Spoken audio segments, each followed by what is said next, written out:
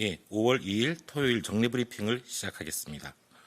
오늘 0시 기준 신규 확진 환자는 6명이며 치료받고 있는 환자는 1,407명입니다. 총 사망자는 250명이고 안타깝게도 어제 2분이 사망하셨습니다.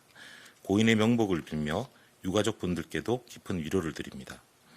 오늘 발생한 6명의 환자는 모두 해외 유입 사례이며 지역사회 감염 환자는 없었습니다.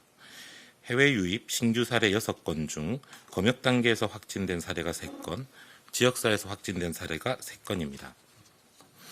오늘 정세균 본부장 주재로 열린 회의에서는 선별진료소 운영 현황과 향후 계획, 해외 입국자 현황과 추이 분석 결과, 수도권 요양병원 표본 진단검사 결과 등을 논의하였습니다. 정세균 본부장은 오늘 회의에서 다행히 방역망 밖에서 발생하는 해외 유입은 거의 없었지만 최근 상대적으로 해외 유입 비중이 높아지고 있어 당분간은 해외 유입 통제가 방역의 관건이 될 것이라고 지적하셨고, 긴장을 늦추지 말고 공항과 지역사회에서 해외 입국자 관리에 만전을 기해 주실 것을 당부하였습니다.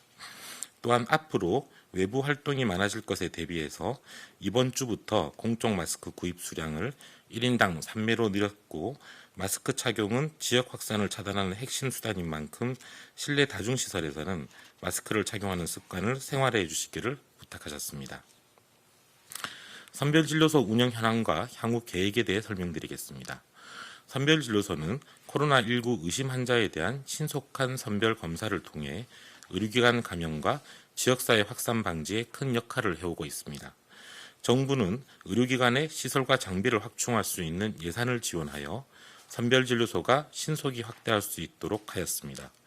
발생 초기부터 각 지자체와 의료기관의 적극적인 협조를 통해 현재 보건소 261개소, 의료기관 377개소, 총 638개소의 선별진료소가 운영되고 있습니다.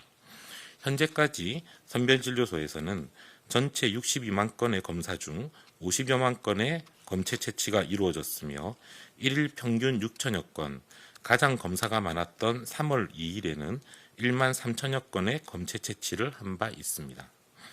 신속하고 안전한 검사를 통하여 코로나19 확산 방지에 기여하고 창의력을 발휘한 다양한 모델 개발로 외신의 칭찬을 받는 등 그간 선별진료소 운영은 성공적이라고 평가할 수 있을 것입니다.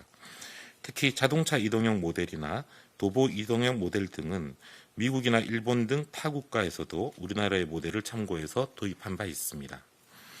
정부는 앞으로 계절의 변화와 확진자 증가 등에 따라 선별진료소를 어떻게 설치 운영할 것인지 지자체와 함께 점검하고 준비하여 코로나19의 장기화와 재확산에 대한 대비를 철저히 해나가겠습니다. 다음으로 해외 입국자 현황과 추이 분석 결과를 설명드리겠습니다.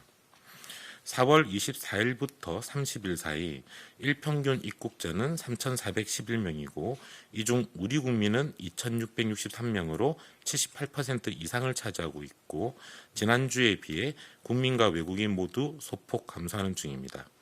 외국인 입국자 748명 중에서도 장기 체류자가 622명으로 상당수를 차지하고 있으며 우리나라의 안정적이나 장기적인 기반을 두고 사회경제 활동을 하고 계신 분들이 대부분입니다. 또한 현재까지 해외 입국 확진 환자는 1,081명이고 이 중 내국인이 978명으로 90.5%, 외국인이 103명으로 9.5%를 차지하고 있습니다. 당분간 단기 체류 외국인 입국자는 현재 수준을 유지할 것으로 보이나 앞으로는 4월에서 6월 사이에 집중되는 교대 선언 증가와 경제 활성화를 위한 기업인 상호교류, 해외 체류 국민의 국내 입국 수요가 증가할 경우 등 입국자가 다소 증가할 수도 있을 것으로 예측하고 있습니다. 검역 단계에서 매일 5명 내외의 신규 확진 환자가 발생하고 있기 때문에 코로나19 확산 방지를 위해서는 강화된 검역 절차를 지속할 필요가 있습니다. 수도권 요양병원에 대해 실시한 표본 진단검사 결과에 대해 설명드리겠습니다. 정부는 집단 감염을 조기에 발견하고 관리하기 위해 수도권 소재 요양병원 총 438개소를 대상으로 4월 17일부터 4월 27일까지 10일간 표본 진단검사를 실시하였습니다. 이번 표본 진단검사는 대규모 집단 감염이 발생한 지역인 서울시 구로구, 은평구와 경기도의 성남시, 의정부시, 군포시 등 5개 시군구에 있는 요양병원 46개소를 대상으로 실시하였으며 이는 서울, 경기 지역 전체 요양병원의 10% 정도에 해당합니다. 종사자 간병인과 신규 입원 환자 등 총 6,544명을 대상으로 검사를 진행하였으며 검사 결과 전원 음성 판정을 받아 코로나19 환자는 발견되지 않았습니다. 이번 검사는 지난 4월 10일 질병관리본부와 대한진단검사의학회가 공동 개발한 코로나19 검체 치약 검사 방법, 소위 풀링 검사라고 부르는 기법을 최초로 활용한 것입니다.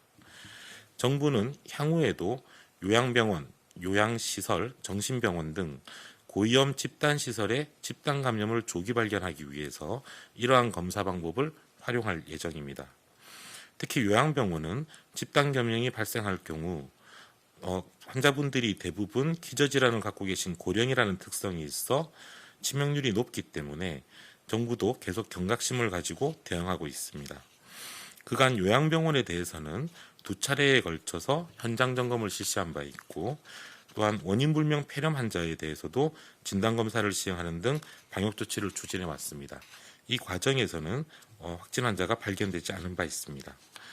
정부는 앞으로도 요양병원, 요양시설 등 고위험 집단시설에 대해서는 지속적으로 모니터링을 강화하고 관리에 만전을 기하겠습니다. 어려운 상황에서도 시설 감염 예방을 위해 힘써주시는 종사자분들의 노고에 감사드리며 고위험군의 집단 감염을 예방하기 위해서는 특히 운영자분들과 종사자분들의 경각심과 철저한 방역지침 이행이 무엇보다 중요하다는 점을 이해하고 철저히 지켜주실 것을 당부드립니다. 최근 완치된 확진 환자나 환자가 많이 발생한 특정 지역에 대한 차별이나 관광지를 방문한 외지인에 대한 혐오와 같은 불미스러운 일들이 인터넷 등을 통해 나타나고 있습니다. 바이러스는 우연적인 사건으로 감염되는 것으로 출신이나 지역을 구분하지 않고 누구나 감염될 수 있으므로 감염에 대한 도덕적 책임을 지우거나 이를 비난하는 것은 온당치 않습니다. 특히 확진 환자나 특정 지역에 대한 차별과 배제는 결국 감염을 숨기는 사회 분위기를 만들어서 우리 사회 전체가 위험해질 수 있습니다.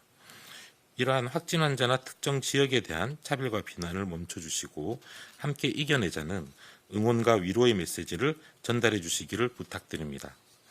신종감염병에 맞서기 위해서는 차별과 배제보다는 사회적인 연대와 협력이 무엇보다 중요하다는 점을 잊지 말아 주시기를 당부드립니다. 감사합니다.